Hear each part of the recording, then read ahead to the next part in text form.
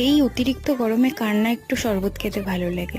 চলো আজকে তোমাদের সাথে একটা বাড়িতে বানানো হেলদি শরবত রেসিপি শেয়ার করি। একটা কাঁচা আম খুব ভালো করে ধুয়ে গ্যাসে পুড়িয়ে নিয়েছি, তারপর এটা ঠান্ডা হতে দিয়েছি। ঠান্ডা হওয়ার পর এটা ছুলে নিব, আর আমার তো গরমই সবুর হচ্ছিল না, গরমটাই ছুলতে গিয়েছিলাম। তারপর এভাবে এটা থেকে পাল্প বার করে নেব। এই পাল্পটা বার করে নেওয়ার পর এতে লবণ আর যতটা পরিমাণ চিনি আপনাদের মনে হয় আপনারা মেশাতে পারেন, আর কাঁচা লঙ্কা, ঝাল হলে একটা কাঁচা লঙ্কা এনাফ, আর ঝাল না থাকলে 2-3টা কাঁচা লঙ্কা আপনারা অ্যাড করতে পারেন। তারপর এটা খুব ভালো করে ব্লেন্ড করে নিয়ে এই ব্লেন্ডারটা আপনারা চাইলে ফ্রিজে স্টোরও করতে পারেন।